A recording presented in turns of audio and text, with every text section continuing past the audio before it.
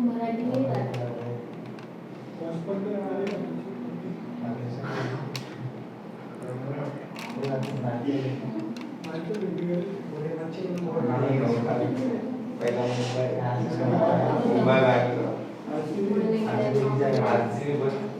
चलो देखो, ध्यान दो सब, यहाँ पे ध्यान दो।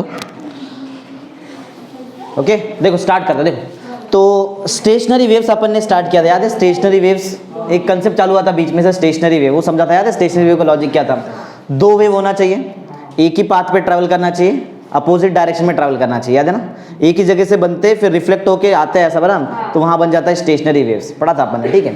तो आज से कुछ कैरेक्टरिस्टिक्स पढ़ते हैं स्टेशनरी वेव्स का। क्या है? पढ़ो, क्वेश्चन पढ़ो पहले। क्या है कैरेक्टरिस्टिक्स ऑफ स्टेशनरी वेव? पहला पॉइंट तो है कि स्टेशनरी वेव बनता कैसे, तुमको मालूम है कैसे बनता है? मालूम है ना? वेव आइडेंटिकल होना चाहिए कि अलग अलग होना चाहिए? मतलब दोनों ट्रांसवर्स या तो दोनों लॉन्गिट्यूड, ऐसा होना चाहिए, समझा? ये एक ट्रांसवर्स एक लॉन्गिट्यूडनल से स्टेशनरी वेव बन सकता है क्या? नहीं ना, समझा? ऐसा नहीं हो सकता है। पहली बात तो दोनों वेव आइडेंटिकल होना चाहिए, एक ही रास्ता होना चाहिए कि अलग अलग होना चाहिए? पाथ एक ही path, direction opposite, opposite opposite direction. चलो पढ़ो पहला पॉइंट, सेम बता दिया कंसेप्ट, पढ़ो। Stationary waves are produced due to superposition of two identical wave. Identical आया वेव्स, हाँ। आगे ट्रैवलिंग थ्रू अ मीडियम, एक मीडियम से ट्रैवल कर रहे हैं, एक स्ट्रिंग से भी ट्रैवल कर सकता है, कोई ऑप्शन बराबर दिया, ठीक है? Travelling through a medium along the, देखो पाथ सेम है लेकिन direction opposite, in opposite direction.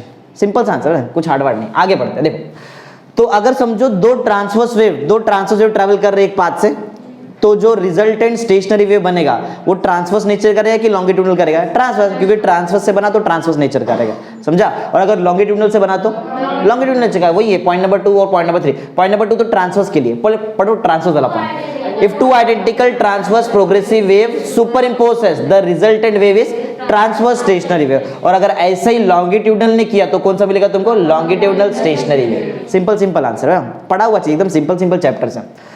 दो नोड के बीच का डिस्टेंस, दो नोड के बीच का डिस्टेंस कितना होता है? Lambda by 2। दो एंटी नोड के बीच का डिस्टेंस कितना होता है? Lambda by 2। एंटी नोड और नोड के बीच का डिस्टेंस कितना है? यही नेक्स्ट वाला पॉइंट है, समझो? सिंपल सिंपल पॉइंट पढ़ो। Point number 4, the distance between two consecutive nodes and anti node is lambda by 2। दो नोड या फिर दो एंटी नोड के बीच का डिस्टेंस लैम्डा बाय 2। वही अगर तुम लोग नोड और एंटी नोड देख रहे हो तो डिस्टेंस लैम्डा बाय 4। नेक्स्ट वाला पॉइंट वही है, समझा? समझा? समझा पॉइंट क्या है? सिंपल ना, क्लियर है? समझा जो जो बताया अभी तक, ठीक है? आइए पढ़ने कैसे, समझ में आ गया तुमको? बता दिया, सिंपल सिंपल। पढ़ने तो पढ़ो। पढ़ो क्या? The distance between nodes and anti node is lambda by 4। Lambda by 4 का डिस्टेंस होता है, ठीक है? आगे बढ़ते हैं। देखो अब कुछ बहुत इंपॉर्टेंट पॉइंट जरा पढ़ते हैं, यहां से बहुत इंपॉर्टेंट पॉइंट चालू होता है। देखो जो एम्पलीट्यूड होता है ना वाइब्रेशन का, वो पीरियोडिकली वैरी होता है इन स्पेस। एम्पलीट्यूड कैसा करता है? वैरी। तो सिंपल सा समझने के लिए देखो, ये देखो ये एक स्टेशनरी वेव बन रहा है ना एयर कॉलम के अंदर, मतलब क्लोज पाइप के अंदर एक स्टेशनरी वेव बना है। अगर मैं यहाँ वाला ये एंटीनोड वाला पार्टिकल देखूँ तो इसके पास मैक्सिमम डिस्प्लेसमेंट, देखो मतलब मैक्सिमम एम्पलीट्यूड है। वही अगर मैं यहाँ का कोई पार्टिकल देखूँ तो एम्पलीट्यूड थोड़ा सा कम हो गया, देखो और नजदीक जाएंगे देखो और एम्पलीट्यूड कम। नोड का एम्पलीट्यूड सबसे कम रहता है, नोड पे जो पार्टिकल उसका एम्पलीट्यूड मिनिमम 0 एम्पलीट्यूड रहता है। एम्पलीट्यूड चेंज हो रहा है कि नहीं हो रहा है? क्लियर दिख रहा है ना? तो एम्पलीट्यूड वैल्यू होता है। पढ़ो point number 6, amplitude of vibration varies periodically in space. Space मतलब हर एक पॉइंट का एम्पलीट्यूड अलग अलग रहने वाला है। सिंपल सा आंसर है। आगे बढ़ते हैं, लेकिन हर एक पॉइंट का जो फ्रीक्वेंसी रहेगा ना, याद है इसमें मैंने बताया था कि फ्रीक्वेंसी सेम रहता है स्टार्टिंग में स्टेशनरी वेव में, फ्रीक्वेंसी सेम रहता है, बताया था ना? हाँ किधर थे लोग? हाँ ये ना, all points vibrate with the same frequency. देखो पैरामीटर याद रखो, एम्पलीट्यूड सेम सेम ही क्या अलग अलग है? अलग, लेकिन फ्रीक्वेंसी सेम सेम फ्रीक्वेंसी का। आगे बढ़ते देखो क्या नेक्स्ट, यहाँ पे जो ना स्टेशनरी वेव ना, इसमें हर एक पॉइंट, जितना भी पॉइंट आएगा ना बीच में, जितना भी पॉइंट होता है, जो भी पार्टिकल, देखो जो मीडियम का पार्टिकल रहेगा, हर एक पार्टिकल के पास एनर्जी है। ये दिखाई दे रहा है? जो जो पार्टिकल बना रहा है मीडियम का, जो भी पार्टिकल जो ऐसा वाइब्रेट करेगा ऐसा, हर एक पार्टिकल के पास क्या है? एनर्जी है, एक्सेप्ट एक पार्टिकल। बोलो कौन सा पार्टिकल? नोड। वो हिलता ही नहीं है। ये मूव है क्या? बताओ नोड वाला पार्टिकल नहीं, नोड वाले पार्टिकल के पास एनर्जी नहीं है। एक बात बताओ, क्या एनर्जी, देखो हमने क्या पढ़ा है, वेव्स में एनर्जी आगे ट्रांसफर होता है ना, मैटर होता है? नहीं। इसमें बताओ क्या इस केस में स्टेशनरी वेव्स में एनर्जी आगे ट्रांसफर होने वाला है? बोलो। मतलब समझो यहाँ पे स्टेशनरी वेव बना बरा, इस एयर को समझो ये एयर कॉलम है बरा, इसमें स्टेशनरी वेव बना है। या तो ऐसा एज्यूम करो एक मीडियम में स्टेशनरी वेव बन चुका है, एक मीडियम में स्टेशनरी वेव बना है, क्या उसमें एनर्जी ट्रांसफर होएगा एक पोजीशन से आगे दूसरे पोजीशन पे? ऐसा वेव जहां बना है वहां ये वहीं पे रहेगा ना एनर्जी। एनर्जी आगे प्रोपोगेट होता है क्या? वेव ही प्रोपोगेट नहीं हो रहा है। स्टेशनरी वेव आगे बढ़ता है क्या? नाम स्टेशनरी क्यों दिया है? वही रुक जाता, वेव उधर ही रुका रहता ना। अगर वेव ही आगे नहीं बढ़ रहे तो एनर्जी कैसे आगे बढ़ेगा? समझा? बोलो। एनर्जी प्रोपोगेट होता है स्टेशनरी वेव में? नहीं होता है, एनर्जी प्रोपोगेट नहीं होता है। एनर्जी आगे नहीं बढ़ेगा, डिस्टर्बेंस आगे बढ़ता ही नहीं। जहां तुम्हारा स्टेशनरी वेव बना है वहीं रह जाता है एनर्जी। समझा? एनर्जी नहीं बढ़ता आगे, बराबर। और कौन से पार्टिकल के पास एनर्जी नहीं है? नोड वाला पार्टिकल। और बाकी सब पार्टिकल के पास सबसे ज्यादा एनर्जी कौन से पार्टिकल के पास है? हाँ, एंटी नोड पे जो पार्टिकल आएगा ना इसके पास सबसे ज्यादा एनर्जी रहता है। समझा पॉइंट क्या है? क्यों ज्यादा एनर्जी है? क्योंकि सबसे ज्यादा वाइब्रेट वही करता है। समझा ना पॉइंट? चलो पढ़ते हैं पॉइंट नंबर 8 पढ़ो। 2 all the particle possess energy except the particle at node. यही बताया ना, नोड के पार्टिकल को छोड़ो बाकी सब पार्टिकल के पास एनर्जी है। आगे there is no propagation of energy. Energy आगे नहीं बढ़ता है, नो प्रोपोगेशन ऑफ एनर्जी। जहां स्टेशनरी वेव बना वहीं एनर्जी रुक जाएगा। वेव ही आगे नहीं बढ़ रहा है तो एनर्जी कैसे आगे बढ़ेगा? वेव मतलब ही डिस्टर्बेंस का प्रोपोगेशन ना। वेव नहीं आगे बढ़ा तो डिस्टर्बेंस जाएगा कैसे? और जब डिस्टर्बेंस नहीं जाएगा तो एनर्जी कहां से जाएगा? सिंपल सा आंसर। आगे the wave velocity is 0। Wave बढ़ रहा है आगे। अरे बोलो, वेव आगे जा रहा है क्या है? मीडियम में आगे एक ही जगह पे रुका हुआ रहता है वो, तो उसका वेलोसिटी कितना रहेगा? अगर वेव वेलोसिटी 0 तभी तो उसको बोलते हैं स्टेशनरी वेव्स। नाम स्टेशनरी क्यों दिया? क्योंकि वेलोसिटी है ही नहीं, आगे बढ़ ही नहीं रहा वेव। समझा? आगे बढ़ो। Hence it is called as stationary wave. समझा पॉइंट क्या है? हाँ, एक लास्ट पॉइंट यहाँ पे ये, अब जरा ध्यान से देखो, ये दिख रहा है, ये ब्लू वाला जो मैंने चीज बनाया है, इसको मैंने एक नाम बताया था इसके पहले लेक्चर में। हाँ, लूप बोलते हैं ना। ये दिख रहा है, ये रेड कलर का पार्टी दिखाई दे रहा है, इसको क्या बोलते हैं? सब कुछ ये लूप बोलते हैं, इसको लूप बोलते हैं। ये जो क्या ये ट्रांसवर्स वेव है क्या लूप है? लॉन्गिट्यूडनल वेव ही है, उसको रिप्रेजेंट ऐसा करते हैं। याद है मैंने 2 डायग्राम बनाया था, ए और बी। उसमें बताया था कि ट्रांसवर्स जैसा काम करता है, जैसा ट्रांसवर्स दिखता है वैसे हम लोग एज्यूम कर रहे हैं लॉन्गिट्यूडनल को ना। बताया था ना ये चीज, क्योंकि इजी हो जाता है एक्सप्लेनेशन उससे, बराबर। तो ये हमारे लिए क्या है? लूप है। इस लूप के अंदर जितने भी पार्टिकल्स रहेंगे ना, मीडियम का जितना भी पार्टिकल है, सबका फेस सेम रहता है। सबका फेस क्या रहेगा? इसके एडजेसेंट वाले लूप का इससे अपोजिट फेस रहता है। समझा मैं क्या बताया? देखो 2-3 कंसेप्ट जरा क्लियर करो। मीडियम का हर एक पार्टिकल का एम्पलीट्यूड सेम, क्या अलग अलग? अलग अलग। ये दिख रहा है, ये एम्पलीट्यूड सेम क्या था? फ्रीक्वेंसी सेम, एम्पलीट्यूड अलग अलग। फेस के बारे में बताओ। लूप के अंदर का पार्टिकल का फेस सेम सेम। लूप के अंदर का जो भी पार्टिकल है सबका फेस सेम। इसके एडजेसेंट वाले लूप के अंदर का पार्टिकल का फेस इससे अपोजिट रहेगा। समझा? फेस का मतलब समझा रहा है? एंगल। फेस का मतलब एंगल होता है, मैथमेटिकली हम लोग उसको एंगल देखते हैं। एंगल, फेस मतलब एंगल रहता है, बराबर। तो हर एक जो पार्टिकल है ना, यहाँ पे हर एक पार्टिकल उसका फेस कैसा रहता है? सेम रहता है। एक लूप के अंदर का हर एक पार्टिकल का फेस का सेम ही रहेगा। उसके अपोजिट वाला यहाँ पे रहेगा। देखो ऑब्वियस आंसर है। एक पार्ट देखो, इस मीडियम देखो, पहले एनर्जी समझो, हम लोग ऐसा एज्यूम कर रहे हैं कि एनर्जी ऊपर से आ रहा, समझो ऐसा एज्यूम करते हैं, यहां से एनर्जी आ रहा है, बराबर। तो इसमें जो भी पार्टिकल का फेज आएगा उससे अपोजिट फेज इसका रहेगा। उसका एक एक्सप्लेनेशन है। एनर्जी पहले ये लूप को मिलेगा कि नीचे वाले लूप को मिलेगा? पहले ऊपर। यहाँ पे एनर्जी आएगा तो पार्टिकल का उल्टा मोशन वहां पे चालू होता है, फेज उल्टा हो जाता है, वहां पे चेंज हो जाता है फेज, बराबर। 3 पैरामीटर याद रखो। स्टेशनरी वेव में हर एक मीडियम का पार्टिकल का एम्पलीट्यूड अलग अलग, फ्रीक्वेंसी सेम रहता है, और लूप के अंदर का पार्टिकल का फेस सेम। उसके एडजेसेंट वाला जो लूप रहेगा उसका फेस अपोजिट रहेगा। डिफरेंट नहीं बोल सकते, अपोजिट रहेगा। समझा? ऐसा है। चलो पढ़ते। लास्ट पॉइंट किधर था? ये यहाँ, ये पढ़ो। All the particle in the same loop. इसी लूप के अंदर का पार्टिकल की बात करना है। हाँ पढ़ो। Are in the same phase, same phase of oscillation. उनका फेज ऑफ ऑसिलेशन कैसा रहता है? सेम रहता है। विच रिवर्सेस फॉर, मतलब इसके जो एडजेसेंट लूप रहेगा, इस यहाँ पे जो फेज रहेगा उसका अपोजिट रहेगा, मतलब रिवर्स हो गया, उल्टा हो गया। समझा पॉइंट क्या है? समझा है? इसी बारे 4-5 पॉइंट तो खुद से लिख सकते हो तुम लोग। यहाँ पे वेव वेलोसिटी 0 रहता है, एनर्जी प्रोपोगेट होता ही नहीं है। समझा ना? ये सब हो गया। और जो नोड 3-4 देखो, 3-4 के 8-7-8 पॉइंट बना सकते हैं। देखो कैसा? स्टेशनरी वेव का पहले डिफाइन बताओ। क्या आइडेंटिकल वेव होना चाहिए, एक ही पाथ पे ट्रैवल करना चाहिए, अपोजिट डायरेक्शन होना चाहिए। समझा? फिर ये बताओ कि ट्रांसवर्स वेव को मिलके अगर स्टेशनरी वेव बना तो ट्रांसवर्स स्टेशनरी वेव, अगर लॉन्गिट्यूडनल वेव को मिलके बना तो लॉन्गिट्यूडनल स्टेशनरी वेव। 2 नोड के बीच का डिस्टेंस, 2 एंटी नोड के बीच का डिस्टेंस λ/2, एंटी नोड और नोड के बीच का डिस्टेंस λ/4। 5 पॉइंट तो इधर ही हो गया। समझा? 6 पॉइंट बताओ कि वेव वेलोसिटी 0 है। 7 पॉइंट बताओ कि एनर्जी प्रोपोगेट होता ही नहीं है, बराबर। 8 पॉइंट यहाँ बताएंगे कि एम्पलीट्यूड एम्पलीट्यूड अलग अलग है। 9th पॉइंट फ्रीक्वेंसी सेम है।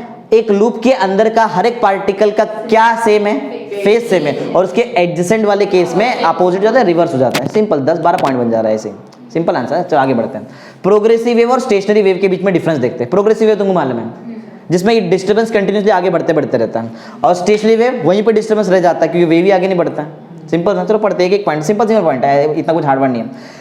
क्या प्रोग्रेसिव वेव में डिस्टर्बेंस आगे जाते रहता है? जाएगा बराबर। एक पर्टिकुलर डेफिनेट वेलोसिटी से जाता है ना, कुछ वेलोसिटी देखना आगे बढ़ने का। हाँ, क्या स्टेशनरी वेव में डिस्टर्बेंस आगे बढ़ता है? नहीं। और क्या डेफिनेट वेलोसिटी रहता है? वेलोसिटी रहता नहीं, वेलोसिटी जीरो रहता है। मालूम है ना तुमको ये चीज? पहला पॉइंट हो गया, पढ़ो। The disturbance travels from one region to another region with definite, कुछ तो वेलोसिटी है किसमें? प्रोग्रेसिव वाले केस में। स्टेशनरी पढ़ो। Disturbance remains in the region where it is produced. Disturbance सिर्फ वहीं रहेगा जहां पे स्टेशनरी वेव है, उसके आगे डिस्टर्बेंस जा ही नहीं सकता, समझा? हाँ क्लियर तुम लोग? हाँ, where it is produce and the wave velocity is zero. Wave का वेलोसिटी होता ही नहीं, जीरो वेलोसिटी रहेगा, वेव आगे बढ़ ही नहीं रहा है, समझा? सिंपल सा आंसर। आगे बढ़ते हैं।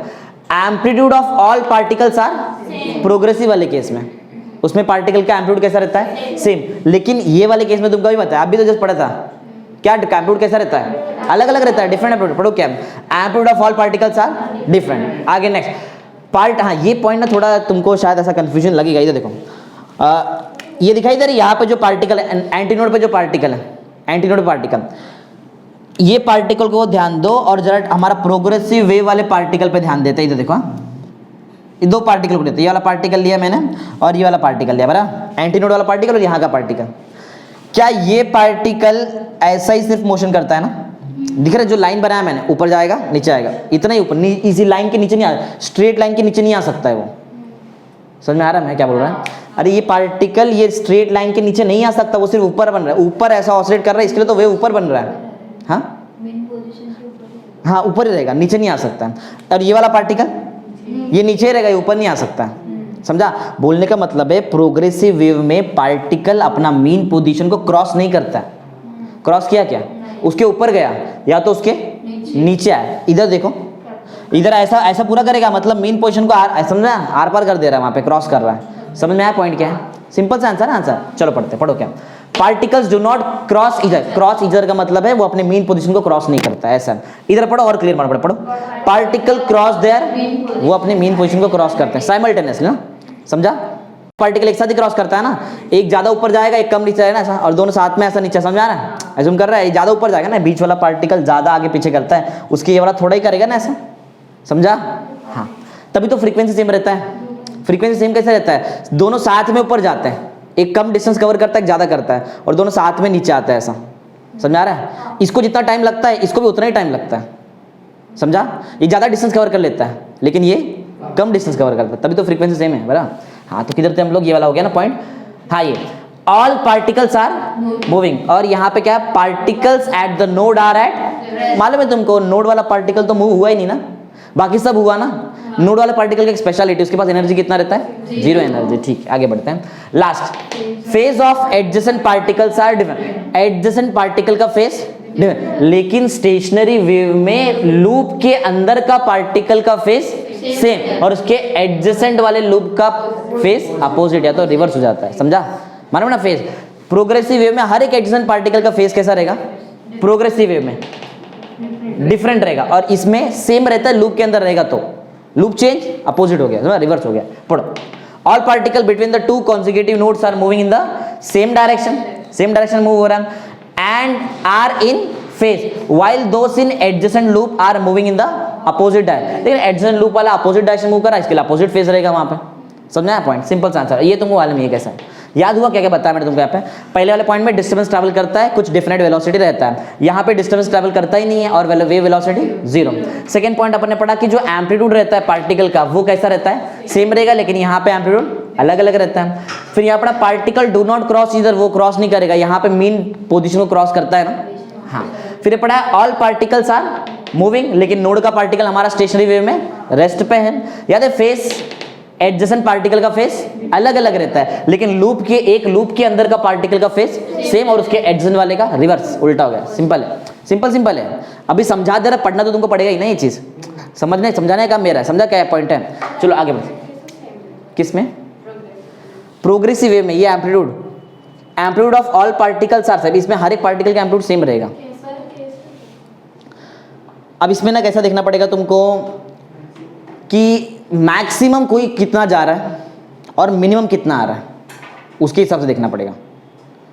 अभी हमारे पास मैक्सिमम कितना जा सकता है, समझो ये प्लस है ना, ये प्लस है ना, और ये नीचे वाला पार्ट माइनस है रहता है ना। मैक्सिमम कोई कितना जा पा रहा है और मिनिमम कितना कोई जा पा रहा है, उससे इसको देखा है कि एम्पलीट्यूड कैसा रहेगा।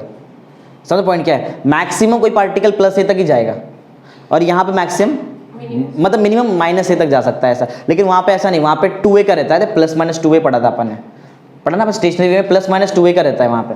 ठीक है, तो किधर थे हम लोग? ये वाला हो गया ना। चलो एक नया चीज तुमको सिखाता हूँ, नेचुरल फ्रीक्वेंसी। इस पे तुम्हारा वो रेजोनेंस ट्यूब का एक्सपेरिमेंट है, ये तो तुमको मिला रहेगा, अगर तुमने किया रहेगा एक्सपेरिमेंट तो उसमें आ रहेगा नेचुरल फ्रीक्वेंसी क्या रहता है ना। एक ये रहता है, एक ट्यूब रहता है, उसको जार के अंदर पानी भरते हैं, उसमें ट्यूब का सा रख देते हैं बराबर, और होल्डर से यहाँ पे होल्ड करके रखते हैं, ट्यूनिंग फॉक रखता है, ऊपर से मारते हैं ऐसा, तो वाइब्रेट होता है, तो आवाज़ आता है उसके अंदर बराबर। हाँ, और जब जहाँ पे एकदम शार्प एकदम अच्छा नॉइस आए उस लेंथ को मेजर करते हैं ना, उस स्केल को डाल के ऐसा पानी के लेवल पे ऐसा बराबर, हाँ देखा रहेगा तुमने, लेंथ वगैरह मेजर करते हैं वहाँ पे। ठीक है, वो आगे भी आएगा, अभी जस्ट उसका स्टार्ट हुआ है। नेचुरल फ्रीक्वेंसी मतलब है बहुत ही, देखो यहाँ से ना पूरा साउंड वाला लॉजिक, अलग लॉजिक चालू हो रहा है, यहाँ से एकदम बहुत ज़्यादा ध्यान देना पड़ेगा तुमको। आगे तो समझो इतना पीछे तो तुमको समझ में आ जाएगा, ये समझना इतना ईजी नहीं है, पूरा इमेजिनेशन। देखो नेचुरल फ्रीक्वेंसी मतलब क्या है? कोई एक ऑब्जेक्ट है, उसको हम लोगों ने डिस्टर्ब कर दिया, या तो उसको समझो स्ट्रिंग, उसको प्लग कर दिया ऐसा, मानो ना स्ट्रिंग गिटार वाला ऐसा प्लग कर दिया है, तो उसको डिस्टर्ब कर दिया, तो वो ऑब्जेक्ट या फिर जो भी चीज़ है वो वाइब्रेट करने लगता है ना, वो स्ट्रिंग वाइब्रेट करता है बराबर। वो स्ट्रिंग जो फ्रीक्वेंसी से वाइब्रेट कर रहा है उसको बोलते हैं नेचुरल फ्रीक्वेंसी। समझ में क्या बोल रहा है? नेचुरल का मतलब ये नहीं कि अपने आप करता रहेगा, ऐसा नहीं है, वाइब्रेट करने के लिए हमको उसको डिस्टर्ब तो करना ही पड़ेगा ना। समझा मैं क्या बोला? कोई भी चीज़ है, उसको डिस्टर्ब कर दिया या तो प्लग कर दिया, कुछ भी कर दिया, कुछ भी चीज़ से उसको डिस्टर्ब कर दिया, तो वो जिस फ्रीक्वेंसी से वाइब्रेट कर रहा है वो नेचुरल फ्रीक्वेंसी। समझा पॉइंट क्या है? देखो कंफ्यूज होगा, इसके आगे बहुत जबरदस्त कंफ्यूज होना है, इसके लिए पहले से हर एक पॉइंट क्लियर करते चलो। पढ़ो नेचुरल फ्रीक्वेंसी क्या, पढ़ो the frequency at which an object tends to vibrate. कब पढ़ो? व्हेन हिट, मतलब हिट कर, बेल समझो, बेल हिट कर दिया, ऐसा बेल देखा रहेगा ना, हिट कर दिया, हिट कर सकते या तो प्लग, वो स्ट्रिंग वाले केस में प्लग कर दिया, और आगे बढ़ो, और समहाउ डिस्टर्ब, या तो किसी तरह उसको डिस्टर्ब कर दिया, तो वो करेगा क्या है? ये तो वो वाइब्रेट करने लगता है। इज नो, वो जिस फ्रीक्वेंसी से वाइब्रेट कर रहा है, हिट करने पे, प्लग करने पे, या तो किसी तरह से उसको डिस्टर्ब करने पे, वो फ्रीक्वेंसी क्या रहेगा तुम्हारे लिए? Natural frequency. समझा? नेचुरल बोल रहे हैं लेकिन उसको डिस्टर्ब तो हम नहीं किया ना। समझ आ रहा है पॉइंट क्या है? तो कंफ्यूज नहीं होने का। नेचुरल इसका मतलब नहीं है अपने आप, ऐसा नहीं है, उसको डिस्टर्ब करना पड़ेगा, उसको हिट तो करना पड़ेगा। समझा? बोलो, समझा नेचुरल फ्रीक्वेंसी क्या है? हाँ, अब आते हैं इसके बारे में जो नेक्स्ट वाला पॉइंट है तुमको पूरा कंफ्यूज कर देगा। देखो नेक्स्ट वाला पॉइंट जरा ध्यान से पढ़ो, फिर तुमको उसका मतलब समझोगा, ऐसा डायरेक्ट नहीं, पहले कंफ्यूज हो फिर बताओ। पढ़ो पॉइंट नंबर 2 पढ़ो। In this vibration the object is not under the influence of any other outside force.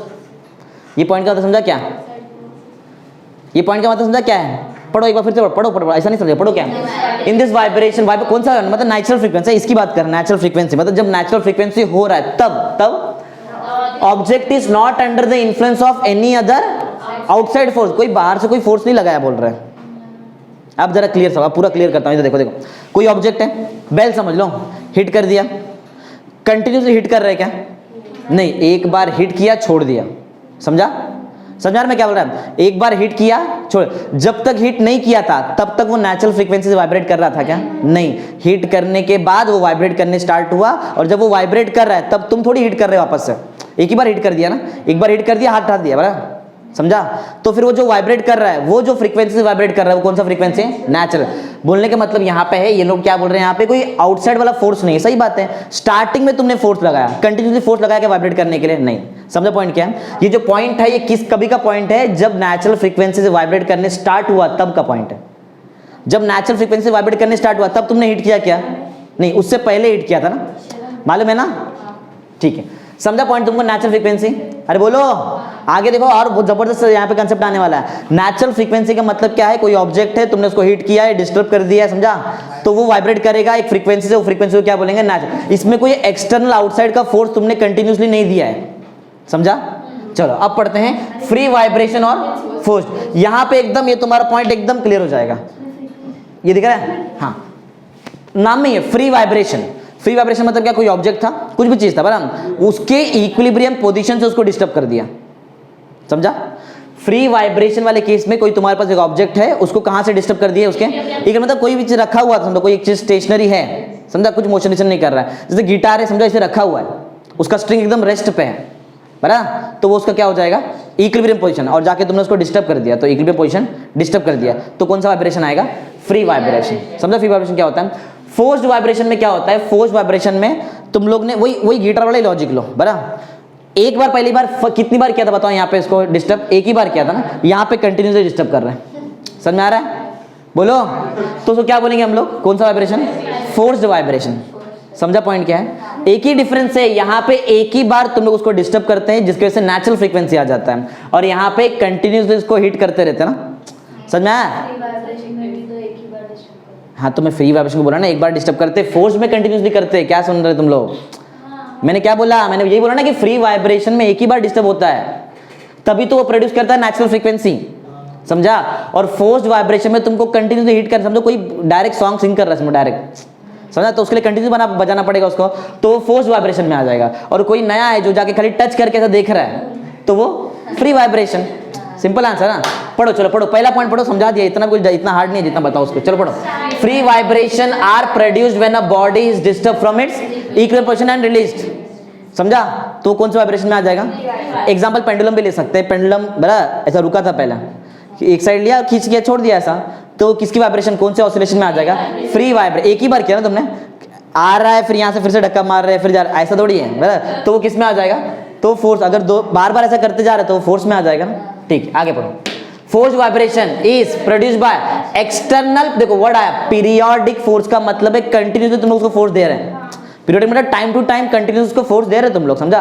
External periodic force of any frequency, कैसे भी फ्रीक्वेंसी का, समझा। एक जरा पॉइंट जरा क्लियर समझो, इस केस में फ्री वाइब्रेशन में कौन सा फ्रीक्वेंसी जनरेट होने वाला है, नेचुरल। इसमें मालूम कौन सा फ्रीक्वेंसी जनरेट होएगा, जो फ्रीक्वेंसी से तुम फोर्स अप्लाई कर रहे हैं ना, वही फ्रीक्वेंसी जनरेट होने वाला। इसमें कितनी बार फोर्स अप्लाई किया था, एक ही बार, तो नेचुरल फ्रीक्वेंसी आएगा। इसमें तुम लोग पीरियोडिक फोर्स दे रहे हैं ना, पीरियोडिक कंटिन्यूस फोर्स दे रहे हैं, जो फोर्स, जो फ्रीक्वेंसी से तुमने फोर्स दिया वही फ्रीक्वेंसी जनरेट होएगा, समझा, समझा क्या, जो फोर्स का फ्रीक्वेंसी है, मतलब एक सेकंड में तुमने कितनी बार फोर्स दिया उतनी बार तुमको फ्रीक्वेंसी मिलेगा, समझ में आ रहा है, मतलब डिपेंड करता है पूरा पीरियोडिक फोर्स पे लॉजिक। आओ पॉइंट नंबर 2 पढ़ते हैं। पॉइंट नंबर 2 क्या, देखो, to start a free vibration the force is required initially only, सिर्फ स्टार्टिंग में फोर्स दो, आगे तुमको बार बार फोर्स देने की जरूरत नहीं है, लेकिन यहाँ पे कंटिन्यूस देना पड़ेगा तुमको फोर्स। पढ़ो, continuous external periodic forces required, समझा, इजी है, हार्ड नहीं, अगर बराबर से समझा जाए तो बहुत इजी चीज है, समझा। आगे बढ़ते हैं, यहां पे जो फ्रीक्वेंसी बनता है, कौन सा फ्रीक्वेंसी, नेचुरल। इधर जो फ्रीक्वेंसी बनेगा वो डिपेंड करेगा तुमने कौन से फ्रीक्वेंसी से फोर्स अप्लाई किया था, सिंपल आंसर। पढ़ो, the frequency of free vibration depends upon the natural frequency पे डिपेंड करेगा, समझा। या मतलब एक्चुअल में नेचुरल फ्रीक्वेंसी ही है, और क्या, समझा। इधर आओ, इधर पढ़ो, the frequency of forced vibration depends upon the frequency of external periodic force। आया ना, जो फोर्स का फ्रीक्वेंसी है वही फ्रीक्वेंसी तुमको मिलने वाला है, समझा ना। फोर्स का भी तो फ्रीक्वेंसी हो सकता है, एक सेकंड में कितनी बार फोर्स दे रहे हो तुम लोग,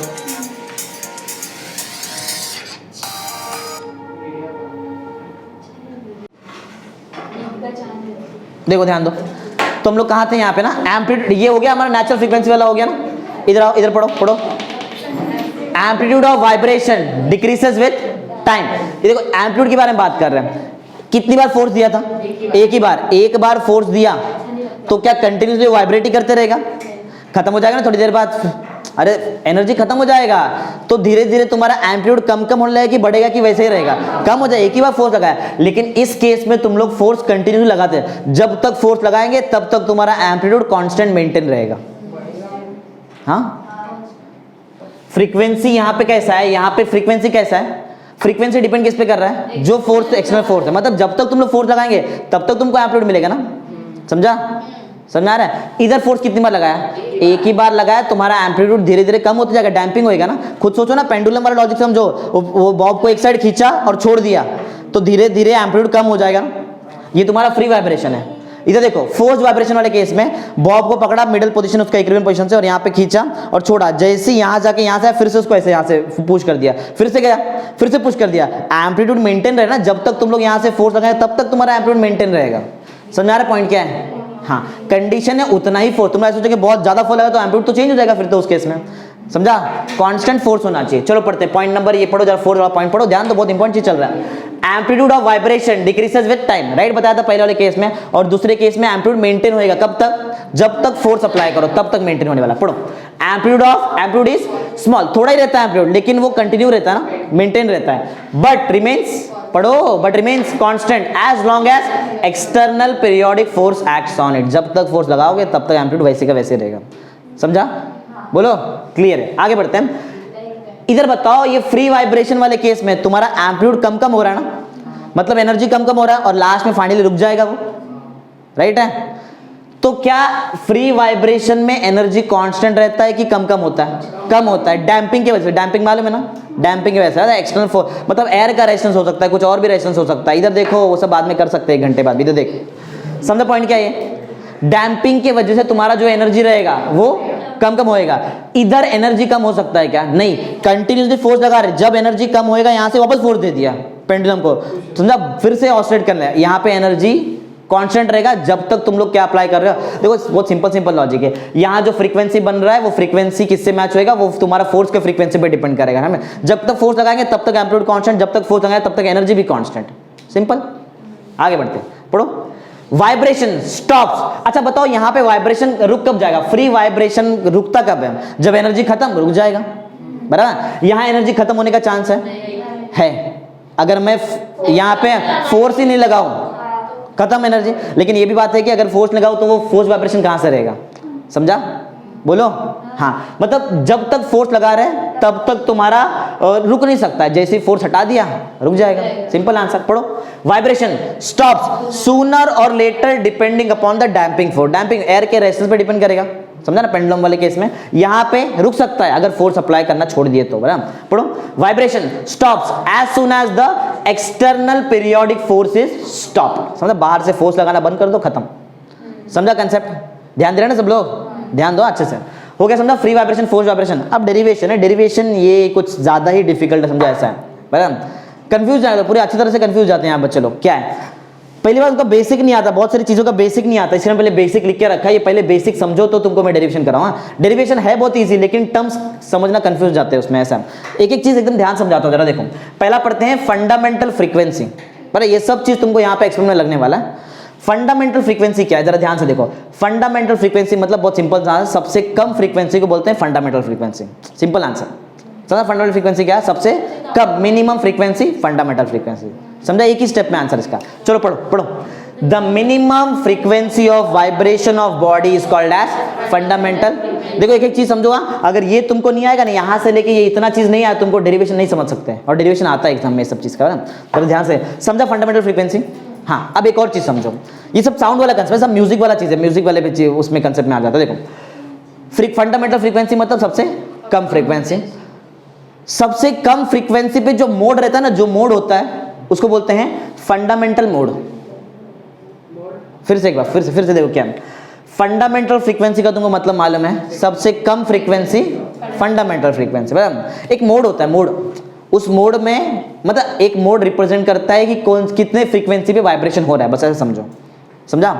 सबसे कम फ्रीक्वेंसी पे वाइब्रेशन होगा तो फंडामेंटल मोड, सिंपल आंसर, समझा क्या बोल रहा है। फंडामेंटल मोड में कौन सा फ्रीक्वेंसी आता है, फंडामेंटल फ्रीक्वेंसी। सबसे कम फ्रीक्वेंसी मतलब फंडामेंटल फ्रीक्वेंसी, अभी तो बताया ना कंसेप्ट, समझा क्या है। दो चीज, फंडामेंटल फ्रीक्वेंसी मतलब मिनिमम फ्रीक्वेंसी, मिनिमम फ्रीक्वेंसी पे जो भी मोड नोड नहीं है, mode, MODE mode, fundamental frequency पे जो भी मोड एसोसिएटेड है वो कौन सा mode, fundamental mode, simple answer, बराबर। पढ़ो, पढ़ो। The mode of vibration of system in which frequency of oscillation is, बताया ना, सबसे मिनिमम फ्रीक्वेंसी का जो मोड होता है उसको क्या बोलेंगे हम लोग, फंडामेंटल मोड, समझा। इज कॉल्ड फंडा, ये एक साउंड वाला पैरामीटर है, साउंड का जो भी होता है ना म्यूजिक से रिलेटेड, उसका जब पिच वगैरह सब है, टिम्बर वगैरह वो सब है चीज, समझा। वो अभी इतना हमारे स्टेबल सिलेबस में नहीं है। मोड मतलब क्या है समझो, एक ऐसा कंसेप्ट होता है जिसमें एक पर्टिकुलर फ्रीक्वेंसी आता है, पर्टिकुलर फ्रीक्वेंसी, अब कौन सा फ्रीक्वेंसी, मिनिमम, तो फंडामेंटल मोड, समझा। आगे भी आएगा, यहाँ पे सेकंड मोड आएगा, देखो थर्ड मोड आया है, सेकंड मोड भी आएगा, बताऊंगा यहाँ पे मोड वगैरह क्या होता है, थोड़ा धीरे धीरे यहाँ पे आगे समझेगा। अभी के लिए समझो, एक मोड में एक पर्टिकुलर फ्रीक्वेंसी होता है, समझा, इतना क्लियर आ रहा है। देखो ये सब समझो, ये जो यहाँ पे लिखा है ना क्लोज्ड पाइप तक, यहाँ तक समझो तो ही तुमको डायरेक्शन समझ में आएगा, ऐसा। तो तुमको समझा फंडामेंटल फ्रीक्वेंसी क्या होता है, फंडामेंटल मोड, फंडामेंटल फ्रीक्वेंसी कौन सा frequency, minimum frequency. Minimum frequency पे जो भी मोड एसोसिएटेड है वो फंडामेंटल मोड। सिंपल आंसर है। आगे बढ़ते हैं।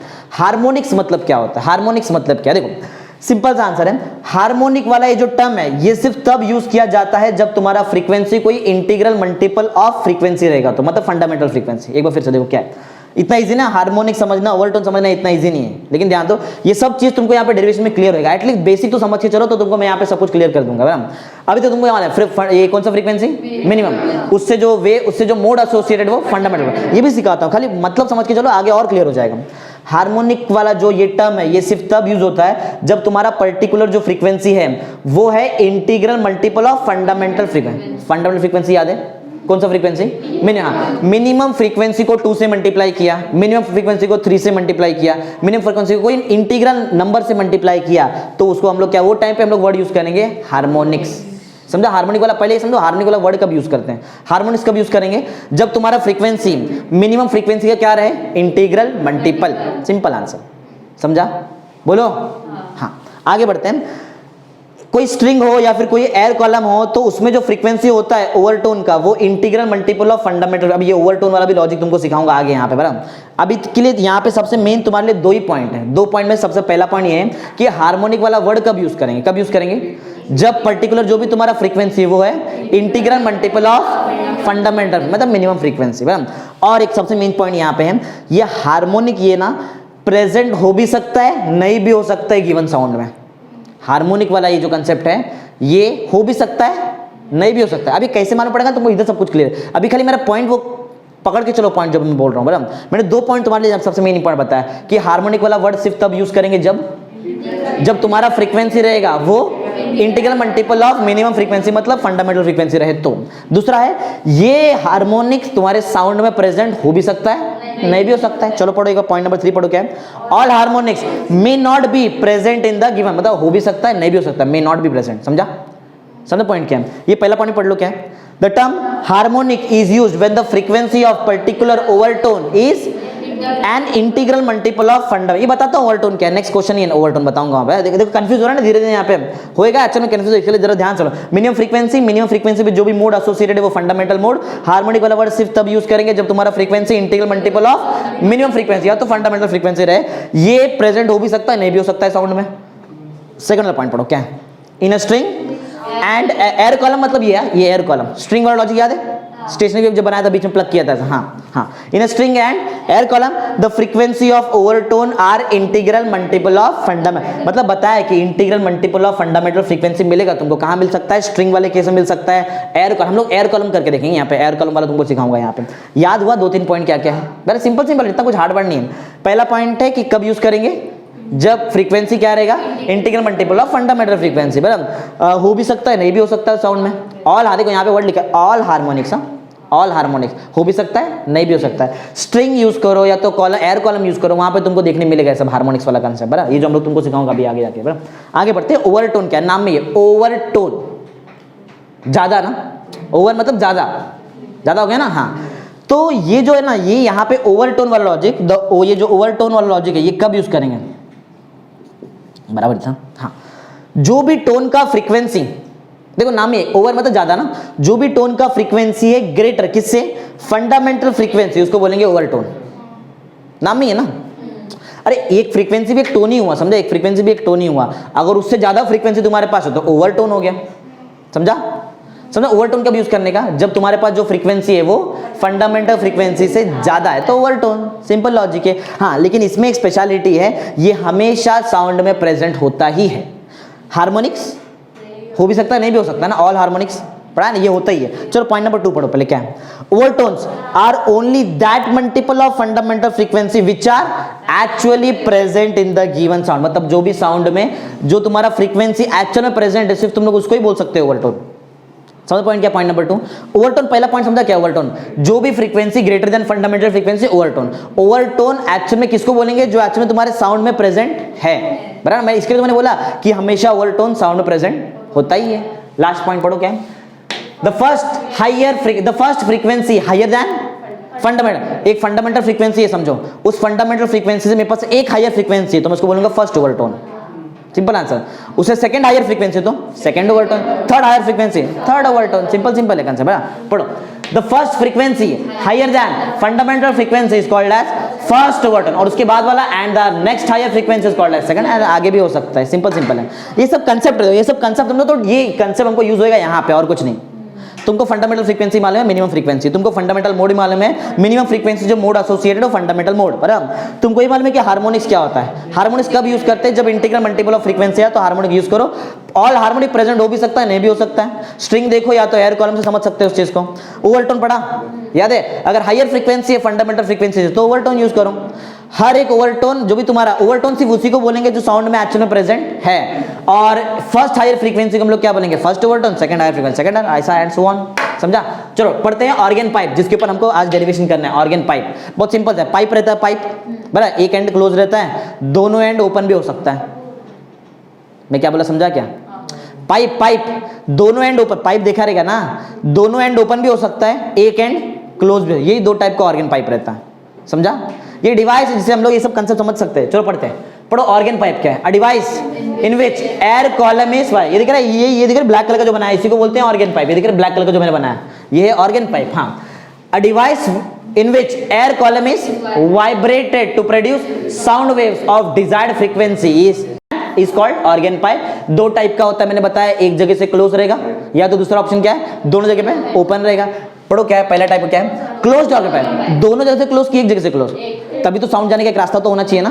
हाँ पढ़ो, in this type of organ pipe one and is closed end the other and is kept open. तो नाम में ही है सब कुछ। ओपन का मतलब मान लो दोनों जगह पे ओपन रहेगा। पढ़ो, in this type of organ pipe both the ends are open, simple है। चलो अब पढ़ते हैं सबसे इंपॉर्टेंट कंसेप्ट आज का। पढ़ो पॉइंट क्या है, show that only odd harmonics. अब देखो यहां से क्लियर मैथमेटिकली चीजें समझाई जाए ना तो और इजी हो जाता है। शो दैट बोला है odd harmonics are present in the vibration of air column in the pipe closed at one end. इसका मतलब है एक ऑर्गन पाइप लो जो एक एंड से कैसा है, क्लोज है, और बताओ प्रूफ करके बताओ कि सिर्फ इसके अंदर ऑड हार्मोनिक्स ही आ सकता है। क्या आएगा, ऑड मालूम है, 2n-1 2n+1 मालूम है सब चीज। हाँ ठीक है, चलो देखते हैं, एक एक मोड ऑपरेट करेंगे। मोड मालूम, मोड मालूम है ना, मोड फंडामेंटल फ्रीक्वेंसी पे जो मोड है वो फंडामेंटल मोड, बराबर। उसके बाद मैं लूंगा सेकेंड मोड, बताऊंगा सेकेंड मोड का मतलब क्या है, फिर हम लोग क्या लेंगे, थर्ड मोड। एक एक पढ़ते हैं। पढ़ो क्या है, for fundamental mode. Fundamental mode का मतलब है तुम्हारे पास फंडामेंटल फ्रीक्वेंसी आएगा। लूप जरा देखो कितना लूप है तुम्हारे पास, एक्चुअली में आधा ही लूप है, देखो बराबर ना। हाँ या देखो पॉइंट्स तुमको याद रखना पड़ेगा यहाँ पे। क्या देखो, फंडामेंटल मोड में जो भी ऑर्गन पाइप रहता है उसमें जो भी साउंड वेव बनेगा, जो भी स्टेशनरी वेव बनेगा, उसमें एक नोड मिलेगा तुमको, दिखाई दे रहा है, ये है ना नोड, ये नोड होता है। और एक क्या मिलेगा तुमको, और कुछ नहीं मिलने वाला, और कुछ नहीं मिलता है।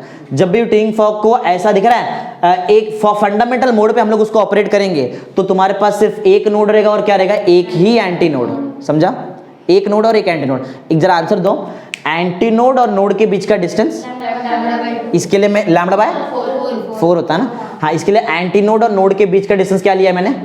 अब एक चीज और समझा दूं यहाँ पे, नहीं तो आगे तुमको अपने आप कंफ्यूजन हो जाएगा। ये देखो पहले उसका मतलब है एंड करेक्शन बता दो थोड़ा, तो समझ में आ जाएगा। एकदम डिटेल में नहीं बता रहा हूँ क्योंकि नेक्स्ट लेक्चर में आएगा एंड करेक्शन। देखो इधर नोड बना है, इधर नोड बना है ना, ये जो पाइप का जो लेवल है ना, पाइप का लेवल यही बनना चाहिए था एंटी नोड ना। अरे इधर नोड बना, इधर एंटी नोड बनना चाहिए, लेकिन एंटी नोड थोड़ा हवा में बनता है, ऊपर बना, थोड़ा ऊपर बन जाता है एंटी नोड, बरा। ये क्यों बनता है, नहीं ऐसा कुछ नहीं है, ये क्यों बनता है तुमको कल वाले लेक्चर मालूम पड़ेगा। लेकिन इतना याद रखो, जो एंटी नोड रहता है बराबर वो पाइप के लेवल पे नहीं आता कहीं भी, वो ऊपर, उसके थोड़ा ऊपर रहेगा। बता देता हूँ, ये थोड़ा एक्स्ट्रा लेंथ होता है जो जिसको हम लोग ई बोलते हैं, और इसका वैल्यू होता है 0.3 टाइम्स डायमीटर यहाँ का, बरा। वो देखेंगे कल, अभी तो जस्ट शॉर्ट में बताया, ये थोड़ा एक्स्ट्रा लेंथ ले लेता है एंटी नोड। कितना लेता है, ई, इसको बोलते हैं एंड करेक्शन। एंड पे ना थोड़ा सा करेक्शन आ जाता है, एंड करेक्शन कितना रहता है, 0.3D। कल बताऊंगा बराबर, अभी के लिए इतना याद रखो। अच्छा इधर देखो, जो तुम्हारा पाइप का जो लेंथ है उसको मैंने लिया है स्मॉल एल। पाइप का लेंथ कितना है, स्मॉल एल, लेकिन एंटी नोड से लेके नोड तक का जो डिस्टेंस है वो रहता है कैपिटल एल। अच्छा एक बात बताओ, ये कैपिटल एल और ये स्मॉल एल सेम सेम ही क्या अलग अलग है, अलग है। कैपिटल एल किसके बीच का डिस्टेंस है, नोड और एंटी नोड। एल क्या है, पाइप का लेंथ। पाइप का लेंथ में तुम्हारा एंटी नोड आता है क्या, स्मॉल एल बड़ा है कि कैपिटल बड़ा है, कैपिटल बड़ा है, सिंपल सा आंसर है। नोड और एंटी नोड के बीच का डिस्टेंस मतलब इसको लैम्डा बाय 4 ही होना चाहिए, अरे नोड और एंटी नोड के बीच में कितना डिस्टेंस होता है, लैम्डा बाय 4 का होता है। इसके अंदर देखो कैपिटल को कितना लिया है, लैम्डा बाय 4। ये एल लेंथ है तुम्हारा, याद रखो, स्मॉल एल पाइप का लेंथ होता है, capital L no antinode और नोड के बीच का डिस्टेंस जो लैम्डा बाय 4 है। समझा? क्वेश्चन याद है क्या करने का है, हमको क्या प्रूफ करने का है, कौन सा हार्मोनिक्स आना चाहिए, ऑड हार्मोनिक। चलो देखते हैं। एल का आंसर लैम्डा बाय 4, मैथमेटिक्स है, बहुत सिंपल है, जैसा मैं यहाँ पे करूंगा तीनों में वही करने वाला है, इसलिए अच्छे समझ लो। एल का वैल्यू कितना, हमेशा याद रखो एल के आंसर से लैम्डा निकालने का और v equal to n lambda में पुट कर देने का। एल के आंसर से क्या निकालेंगे, लैम्डा, और v is equal to n lambda में एन अलग करेंगे और लैम्डा पुट कर देंगे, बस सिंपल। यही तीनों जगह वही काम है, समझा क्या है? तो एल के फॉर्मूले से लैम्डा निकाला, लैम्डा का आंसर कितना आया 4l, v is equal to n lambda होता है, यहां से एन अलग करो, लैम्डा को लाके पुट कर दो, बराबर है। अच्छा इधर आओ, जरा इधर आओ, क्या ये कैपिटल एल में स्मॉल एल आता है? आता है। और क्या इसमें स्मॉल ई भी आता है? आइए बताया स्मॉल ई। इसका मतलब है कैपिटल एल को तुम लोग लिख सकते हो स्मॉल एल प्लस ई, ई मतलब एंड करेक्शन, अभी बताया थोड़ी देर पहले। हाँ इधर देखो, तो ये तुमको समझा कि स्मॉल एन का वैल्यू v अपॉन 4l कैसे आया? बहुत इजी है। क्या मैं कैपिटल एल को लिख सकता हूँ स्मॉल एल प्लस ई? लिख सकते हैं। ई मतलब क्या है, 0.3d, बताया था ना, कल बताऊंगा। हाँ कल, वो याद है, एंटीनोड और पाइप का जो ऊपर का सरफेस उसके बीच का डिस्टेंस जो एक्स्ट्रा आ जाता है। हाँ तो ये मिला, ये दिख रहा है, ये जो फ्रीक्वेंसी तुमको मिला है v is equal n is equal to v upon 4 l plus e, इसी को बोलेंगे फंडामेंटल फ्रीक्वेंसी, सबसे छोटा frequency, minimum frequency. Sir minimum frequency कितना रहेगा? एक ऑर्गेन पाइप जो वन एंड क्लोज्ड है उसका मिनिमम फ्रीक्वेंसी कितना होता है, v upon 4 l plus e, याद रखो, v upon 4 l plus e तुम्हारा मिनिमम फ्रीक्वेंसी, इसी को क्या बोलेंगे हम लोग, फंडामेंटल फ्रीक्वेंसी। अब जरा थोड़ा देखो, तुमको यहाँ पे वो हार्मोनिक्स, ओवरटोन सब कुछ यहाँ पे लेके आता हूँ, देखो अभी क्या होता है। पॉइंट देखो, पॉइंट ये देख रहे, ये वाला पॉइंट जरा अच्छे से पढ़ो, तुमको एक चीज समझाता हूँ, यहाँ पढ़ो। The fundamental frequency is known as first harmonic. जो फंडामेंटल फ्रीक्वेंसी उसको क्या बोलेंगे तुम लोग, ये फर्स्ट हार्मोनिक है, बराबर। अभी के लिए याद रखो, और जब इधर सिखाऊंगा ना, एंड तक आते आते तुम्हारा पूरा हार्मोनिक, पूरा ओवरटोन सब कुछ क्लियर हो जाएगा। अभी के लिए इतना रखो, फंडामेंटल फ्रीक्वेंसी मतलब कौन सा मोड, मोड कौन सा, फंडामेंटल मोड, कौन सा हार्मोनिक, फर्स्ट हार्मोनिक, समझा, सिंपल है। और आगे बढ़ो, it is the lowest frequency, हमको मालूम है फंडामेंटल फ्रीक्वेंसी लोएस्ट ही होता है, सबसे मिनिमम होता है। आगे, of vibration of air column in the pipe closed at one and, simple है। यहाँ इतने पॉइंट का सिर्फ एक ही मतलब है, सबसे minimum frequency, fundamental frequency, fundamental mode पे काम कर रहा है, और कौन सा हार्मोनिक, फर्स्ट हार्मोनिक, समझा, ये सब चीज समझो। आओ पढ़ते हैं फॉर, हाँ स्मॉल एल, हाँ इधर ना कर ये हो जाता है कभी मिस्टेक, स्मॉल एल, बराबर। आगे पढ़ते हैं, for second mode of, for second mode and first, ये फर्स्ट ओवरटोन समझो, अभी कुछ सोचो मत इसके बारे में, ओवरटोन बताऊंगा। सेकेंड मोड समझ में आ रहा है क्या बोल रहा है? फर्स्ट मोड मालूम है, फंडामेंटल मोड को ही बोलते हैं first mode. First mode word नहीं है लेकिन बता रहा हूँ, फर्स्ट मोड रहेगा तो वो क्या रहेगा, सबसे कम यही रहता है, उससे थोड़ा ज्यादा क्या रहेगा, सेकंड मोड। सिंपल सा आंसर है, फंडामेंटल मोड में लूप दिखाई दे रहा है, लूप आधा ही है, यहाँ पे आधा भी रहेगा और एक भी रहेगा, समझा। सेकंड मोड देखो, दो आ गया ना अभी यहाँ पे, आज में 2 आ चुका है, एक पूरा लूप तुम्हारे पास है, एक आधा लूप है, 2 आ गया ना। कितना मोड है देखो, 2 फुल लूप है और एक तीसरा, देखिए हर एक का लॉजिक है, समझने के लॉजिक है कैसा हो रहा है। चलो पढ़ते हैं, तो सेकंड मोड को देखते हैं, सेकंड मोड, उसको फर्स्ट ओवरटोन बताता हूँ कि सेकंड मोड को फर्स्ट ओवरटोन क्यों बोलते हैं, एंड में, अभी नहीं बोल सकते। देखो सेकंड ओवरटोन में, सेकंड मोड में तुमको याद है फंडामेंटल मोड का लॉजिक याद है? फंडामेंटल मोड में जो ऑर्गन पाइप होता है उसमें कितना नोड रहता है, एक ही नोड, और कितना एंटी नोड, ऊपर एक ही एंटी नोड, बराबर है। इधर सुनो, सेकंड मोड में तुमको 2 नोड दिखने मिले, कितना निकलेगा, 2 नोड, या फिर ऐसा बोल सकते हैं एक नोड रहेगा, ये सबसे इजी वाला ट्रिक बता रहा हूँ, एक नोड रहेगा, ऊपर एक क्या रहेगा, और अंदर एक नोड एंटी नोड। ये ज्यादा अच्छा तरीका ये है, समझ में क्या बोला, एक नोड एक एंटी नोड, एक भी अंदर एंटी नोड नहीं, यहाँ पे एक नोड एक एंटी नोड, अंदर एक एंटी नोड रहता है। इधर एक नोड एक एंटी नोड, अंदर 2 नोड एंटी नोड रहता है। समझा रहे कंसेप्ट क्या है, दिमाग लगाओ जरा, क्या है, नोड एंटी नोड के बीच में एक भी कुछ नहीं है, नोड एंटी नोड के बीच में एक नोड एंटी नोड है, नोड एंटी नोड के बीच में 2 नोड एंटी नोड है, तभी तो उसको बोला थर्ड मोड। समझ में आ रहा है पहला लॉजिक है? अरे समझो जरा, इतना भी हार्ड वार्ड चीज नहीं है, सब इजी है, देखते चलो। और समझ में यहाँ पे क्या बताया, ये अपने मन से लिख सकते हैं, फंडामेंटल मोड में एक नोड रहता है, एक एंटी नोड रहता है, बिटवीन कुछ नहीं रहता है। ये कौन सा मोड याद है, सेकेंड मोड में एक एंटी नोड रहेगा, एक नोड रहेगा, एक एंटी नोड रहेगा, बिटवीन एक नोड एंटी नोड हो सकता है। सिंपल आंसर लिखा भी है, वही जो मैं बोल रहा हूँ वही लिखा है। पढ़ो जरा, पढ़ो क्या है, मैंने जो बोला वही है। Here air column is made to vibrate in such a way that it contains a node at the closed end, देखो बंद जहां पे वहां पे नोड है, and anti node at the open end, node नीचे है क्लोज पे और ओपन पे क्या है एंटी नोड, और बीच में एक नोड है और एक एंटी नोड है। पढ़ो आगे वो भी लिखा है, कहां तक थे, with one more node and anti node in between, आया ना, बड़ा एकदम क्लियर, जो मैं बोला वही घुमा फिरा के वही लिखा हुआ है। चलो आगे बढ़ते हैं, अब देखते हैं। हाँ अब जरा यहां पे ध्यान दो, एक बात बताओ, एंटी नोड नोड के बीच का डिस्टेंस लैम्डा 4, ये कितना, ये कितना, ये कितना से कितनी बार लैम्डा 4 हो गया, 3, मतलब जो तुम्हारा कैपिटल एल है वो 3 लैम्डा 4 है। एक्चुअली में इसको लिखना चाहिए मुझे 3 लैम्डा 1/4, 1 क्यों बोलो, यहां पे ना हम लोग पढ़ने जा रहे हैं फर्स्ट ओवरटोन, बराबर, फर्स्ट ओवरटोन, समझा पॉइंट क्या है, 1 एक बार किया तुम, एक बार लैम्डा से किया, अब लैम्डा 1 लो, नेक्स्ट टाइम लेके तो लैम्डा 2 लेंगे वहां, बराबर, समझ में आ रहा है। चलो पढ़ते देखते हैं, क्यों सेकंड ओवरटोन, ओवरटोन से हम लोग लैम्डा को नाम देंगे। ये कौन सा ओवरटोन था, 1 दिया लैम्डा 1, ये कौन सा ओवरटोन आएगा, बताऊंगा, ओवरटोन अभी तक बताया नहीं, अभी तक मैंने ओवरटोन बताया नहीं, एंड ये जब एंड होएगा तो तुमको ओवरटोन का एकदम क्लियर लॉजिक समझ में आ जाएगा, सेकंड ओवरटोन क्यों बोल रहा है उसको, समझा, ठीक है।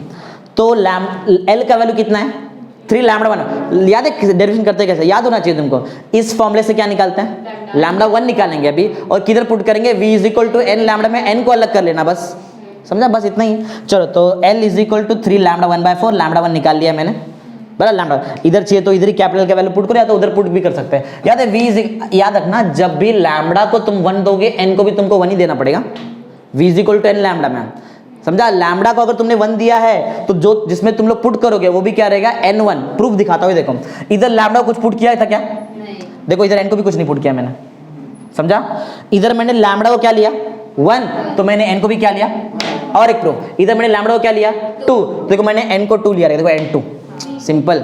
हाँ v नहीं लेंगे, v तो वेलोसिटी तो उतना ही रहेगा ना, वेलोसिटी साउंड का वेलोसिटी थोड़ी चेंज होगा, वेलोसिटी तो वही रहेगा, मालूम है ना, वो थोड़ी चेंज हो सकता है, ठीक है। तो किधर थे हम लोग, हाँ यहाँ से मैंने लैम्डा 1 निकाल लिया, लैम्डा 1 का वैल्यू इधर पुट करेंगे, v is equal to n1 lambda 1, n1 अलग कर लो, क्या आएगा v upon lambda 1, sorry v, हाँ v अपॉन लैम्डा 1, लैम्डा 1 का वैल्यू उठाओ यहाँ से लाके पुट कर दो, बराबर है।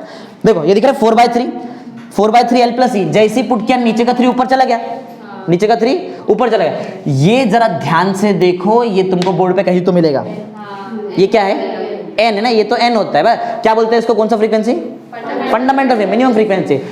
तो जो तुम लोग फ्रीक्वेंसी निकाल रहे हो, फर्स्ट मोड का जो फ्रीक्वेंसी आ रहा है वो 3 टाइम्स कौन सा फ्रीक्वेंसी है, फंडामेंटल फ्रीक्वेंसी है, बराबर। तो मैं क्या उसको 3 × n लिख सकता हूँ, हाँ मैंने क्या बोला था, हार्मोनिक्स वाला वर्ड कब यूज करने का, जब तुम्हारा फ्रीक्वेंसी इंटीग्रल मल्टीपल ऑफ आ रहा है, देखो ऐसे आ रहा है, तुम्हारा frequency integral multiple of fundamental frequency है, इसके लिए हम लोग इसको बोलेंगे थर्ड हार्मोनिक्स। कौन सा हार्मोनिक्स, थर्ड, समझा क्यों बोला, हाँ थर्ड हार्मोनिक्स। ओवरटोन कौन सा है, ओवरटोन फर्स्ट ओवरटोन है, कैसे समझने का, थर्ड हार्मोनिक, देखो सिंपल सा है, थोड़ा कंफ्यूजन है लेकिन इतना भी हार्ड नहीं बोल सकते। देखो ये नंबर से तुमको क्या समझ में आएगा बताओ, वो नंबर से, नंबर समझ में आता है हार्मोनिक्स, और ये n के नंबर से समझ में आता है ओवरटोन। n का नंबर क्या है 1, फर्स्ट ओवरटोन, n का नंबर से ओवरटोन, और सामने जो भी तुम्हारा इंटीग्रल रहेगा वो हार्मोनिक, सिंपल आंसर, समझा। चलो एक और ऐसा करते क्लियर हो जाएगा। चलो ये पढ़ो जरा, पहले पढ़ो क्या है, पढ़ो, this frequency is called third harmonics, को थर्ड हार्मोनिक्स बोलेंगे, एंड फर्स्ट ओवरटोन, समझा थर्ड हार्मोनिक्स क्यों, क्योंकि तुम्हारा n1 का आंसर कितना आया है 3n, 3 से थर्ड हार्मोनिक्स, n1 से फर्स्ट ओवरटोन, सिंपल। आगे बढ़ते हैं, पढ़ो क्या है, for third mode, mode third. देखो कंफ्यूजन इतना भी नहीं हो, देखो पहला मोड पढ़ा अपन ने फंडामेंटल मोड, फंडामेंटल मोड पे कौन सा फ्रीक्वेंसी मिला, फंडामेंटल फ्रीक्वेंसी। इधर कोई हार्मोनिक भी नो, अगर तुमको बोलना है तो तुम बोल सकते हो फर्स्ट हार्मोनिक्स, यहाँ पे तुमको बोलना है तो यहाँ पे तुम बोल सकते हो फर्स्ट हार्मोनिक, बस और कुछ नहीं, समझा।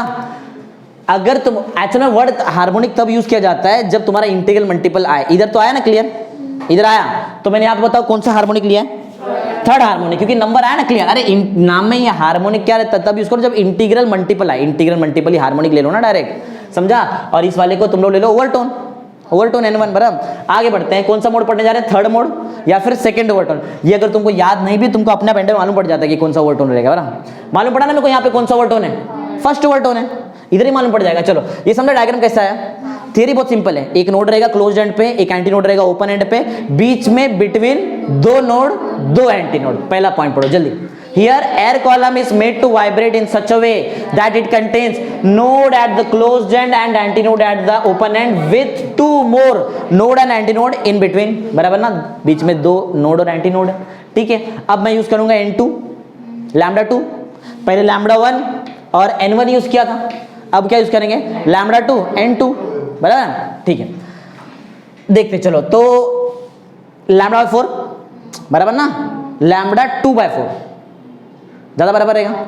अरे लैम्डा 2 इधर याद है, लैम्डा 1/4 लैम्डा 1/4 लैम्डा 1/3 लैम्डा 1/4, इधर लैम्डा 2/4 दो बार, तीन बार, चार बार, पांच बार, 5 लैम्डा 2/4 बराबर है। एल का है ओरली कर सकते हैं, एल का आंसर 5 लैम्डा 2/4, लैम्डा 2 निकालो कितना आएगा 4/5 एल, और एल को तुम लोग लिख भी सकते हैं स्मॉल एल प्लस ई, लिख जैसे यहाँ पे लिखा था, लिखना है लिखो तो बाद में भी लिख सकते हो। देखो ये कब यूज करेंगे, कंसिडरिंग एंड करें, मतलब ई लिया मतलब मैंने एंड करेक्शन लिया है वहां पे, समझो पॉइंट क्या है, ठीक है। चलो ये लैम्डा 2 का वैल्यू याद है कहां पुट करते हैं, v इज इक्वल टू फॉर्मूले में। अब बोलो क्या लिखेंगे v को, n2 लैम्डा 2, किसका वैल्यू यहां से अलग करूं, n2 अलग कर दो, n2 का आंसर क्या रहेगा बताओ, v बाय लैम्डा 2, लैम्डा 2 लाके पुट कर दो, याद है। जैसे ही लैम्डा 2 लाके यहां पे पुट करेंगे, नीचे का 5 ऊपर चले जाएगा, 5 हो जाएगा, ठीक है।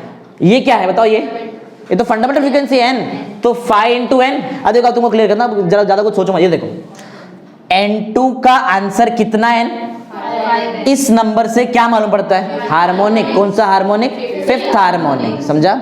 इस नंबर से क्या मालूम पड़ता है, ओवरटोन, सेकंड ओवरटोन, सिंपल। अब जरा फिर से पूरा एक साथ देखते, जरा पूरा एक साथ देखो, इधर खुद n ही है ना, n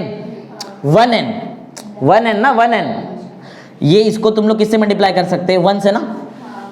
ये वाले केस को यहाँ पे किससे मल्टीप्लाई किया, 3 से। ये वाले केस को किससे मल्टीप्लाई, आगे किससे मल्टीप्लाई करें, 7 9। समझा रहे पॉइंट क्या है, मतलब सब क्या है, ऑड हार्मोन। ये नंबर को क्या बोलते हैं, हार्मोनिक्स ना। तो कौन सा हार्मोनिक मिल रहा है बताओ तुमको, ऑड हार्मोनिक्स मिल रहा है, समझा, क्लियर है। मैंने बताया 2n + 1 भी यूज कर सकते हैं, 2n - 1 भी, तुम्हारी मर्जी, वो डिपेंड करता है n क्या रहता है ना, बराबर। n नहीं, यहाँ पे कुछ अलग वर्ड यूज किया, यहाँ पे p यूज किया, p लेटर यूज कर लिया, ठीक है ना, कुछ भी यूज कर सकते हैं ना, ठीक है। क्या आ सकता है बताता हूँ कैसा, देखो प्लस भी आ सकता है माइनस भी आ, लेकिन याद है पुट करना पड़ता है ना, पुट वेयर p इज, बताया था ना। हाँ चलो पढ़ो, दिस इज क्या बोलेंगे उसको, फिफ्थ हार्मोनिक ना। और कौन सा overtone, second overtone, continuing in similar way for the pith overtone, मतलब आगे वाला एकदम एंड वाला, पीथ वाला जो ओवरटोन रहेगा, द फ्रीक्वेंसी np यूज करेंगे वहां पे, बराबर ना। जैसे n2 का वैल्यू क्या आया, 5n, बराबर ना, n2 का वैल्यू 5n है, वैसे तुम्हारा np का आंसर क्या आएगा। देखो सिंपल सा पैटर्न है, लिखा है 2, इधर आओ पहले ये n1 समझ लो, पैटर्न दिखा दो। n1 का आंसर कितना है मेरे को, 3n, बराबर। n2 का आंसर कितना, 5n, क्या किया है, 1 है, 1 को डबल किया कितना हुआ 2, और एक प्लस कर दिया, बराबर, कितना है 2, 2 को डबल किया 4, 1 प्लस कर दिया। तो अगर np चाहिए तो इसको डबल करो 2p, एक प्लस करो n, वही तो लिखा है। देखो हर एक चीज का लॉजिक है, कहां से आया, समझा। तो ये npth वाला जो तुम्हारा pth वाला जो फ्रीक्वेंसी रहेगा np, वो क्या रहेगा 2p + 1 n। जरा देख के बताओ ये कौन सा हार्मोनिक है, ये कौन सा हार्मोनिक है, 2p + 1 हार्मोनिक है ये, इधर से मालूम पड़ता है ना हार्मोनिक। ओवरटोन कौन सा है, पीथ ओवरटोन है, समझा। अरे यहां से मालूम पड़ता है ना ओवरटोन, मालूम है ना, हंसते ही बैठो तुम लोग, पूरा साल भर ही हंसा है, ऐसा ही होएगा तुम्हारे साथ और कुछ नहीं। तो ये समझा ओवरटोन क्या रहता है और हार्मोनिक क्या रहता है, बोलो क्लियर है। हार्मोनिक वाला, हार्मोनिक कैसे मालूम पड़ता है, n के पीछे जो नंबर रहता है वो हार्मोनिक बताता है, n के साथ जो तुम्हारा सफिक्स में रहता है वो ओवरटोन बताता है, सिंपल सा आंसर है, समझा। तो ये जो 1 एंड क्लोज पाइप है, तुमको इसमें कौन सा हार्मोनिक मिल रहा है, ऑड की इवन, ऑड हार्मोनिक। 1n मिला, 1n मिला, 3n मिला, 5n मिला, 7 ऐसा मिलेगा। एक्चुअल किधर, मतलब p तो अगर तुमको चाहिए तो आएगा 2p, समझा। माइनस क्यों नहीं यूज किया मैंने, पैटर्न देखो ना, खुद भी बना सकते हैं, इतना कुछ बताने की जरूरत नहीं है, समझा। 2p + 1 आ रहा है, हाँ इवन आएगा अलग वाले पाइप में, बराबर अलग, जब मैं दोनों एंड ओपन कर दूंगा पाइप का, कल सिखाऊंगा both and open pipe, 2 and open pipe, उसमें सिखाऊंगा, उसमें इवन वगैरह आ सकता है। समझो तुमको आज मैं जो क्या क्या पढ़ाया तुमको यहाँ पे। चलो पढ़ो ये लास्ट वाला पाइप पढ़ो क्या, 10 for a pipe closed at one end only odd harmonics are present, सिर्फ ऑड हार्मोनिक ही मिलेगा तुमको, and even harmonics are absent, even harmonic यहाँ पे नहीं मिलता है। समझा, रीजन ये है कि पाइप को क्लोज किया एक जगह से, मैथमेटिकली प्रूफ है, देखो यहाँ पे, समझा। चलो एक बार रिवाइज मारते क्या क्या पढ़ा अपन, देखो सबसे पहले आपने पढ़ा characteristics of stationery waves, identical wave होना चाहिए, एक ही पाथ पे ट्रैवल करना चाहिए, अपोजिट डायरेक्शन में करना चाहिए, दो ट्रांसवर्स वेव से जो बना स्टेशनरी वेव वो ट्रांसवर्स स्टेशनरी वेव, दो लॉन्गिट्यूडनल वेव से जो बना स्टेशनरी वेव वो longitudinal stationary wave, distance node और एंटी नोड के बीच में लैम्बडा बाय, नोड और नोड के बीच में लैम्बडा बाय 2, एंटी नोड और एंटी नोड के बीच में भी लैम्बडा बाय 2, लेकिन नोड और एंटी नोड के बीच में लैम्बडा बाय 4 होता है।